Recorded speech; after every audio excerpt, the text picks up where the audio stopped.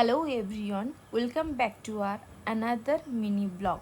আজকে আমরা সকাল সকাল রেডি হচ্ছি দিদির বাড়ি যাওয়ার জন্য। তো আমাদের তো 7টায় বেরোনোর কথা ছিল, কিন্তু বৃষ্টির জন্য আমাদের বেরোতে বেরোতে একটু লেট হয়ে যায়। আমরা ওই 10:30 নাগাদ বেরিয়েছি। এবার আমরা ঠিক করেছিলাম যে আমরা বাইকেই যাব।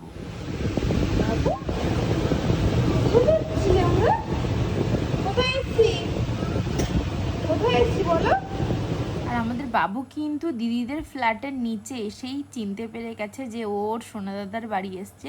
ও তো খুব মজা করছিল। আর এই দেখো না, পরি আমাদের ওয়েলকাম। ও ভাইয়া, ভাইয়া দেখতে পাচ্ছি, চিনতে পারছিস না আমাদের বাবু?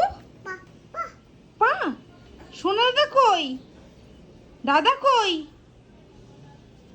সব দেখছে ঘুরে ঘুরে। দাদা কই বাবা? দাদা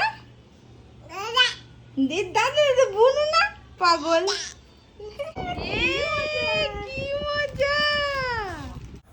তোমরা নিশ্চয়ই দেখে বুঝে গেছো যে বাবু কতটা মজা করছিল।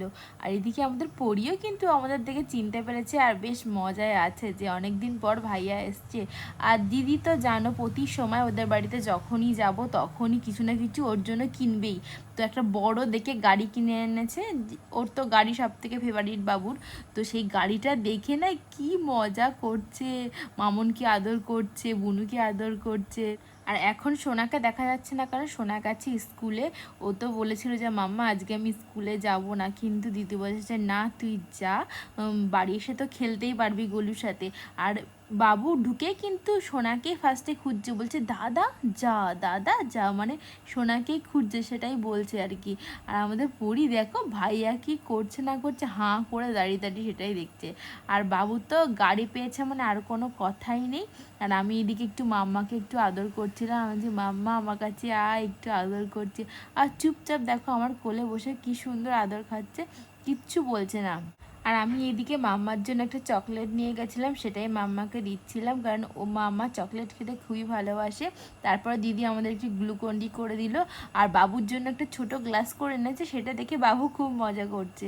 আর ওকে খাইয়েও দিই। এছাড়াও দিদি আমাদের জন্য পেস্ট্রি, মিষ্টি সুখ এইসব মিয়ামোর থেকে এনেছিল। তো সেইগুলো আমি একটু খেলাম, বাবুকে একটু দিলাম। তারপর বাবুকে স্নান করিয়ে খাইয়ে আমি একটু বেরিয়েছিলাম। কোথায় গেলাম সেটা নেক্সট ভিডিওতে শেয়ার করব। বাই।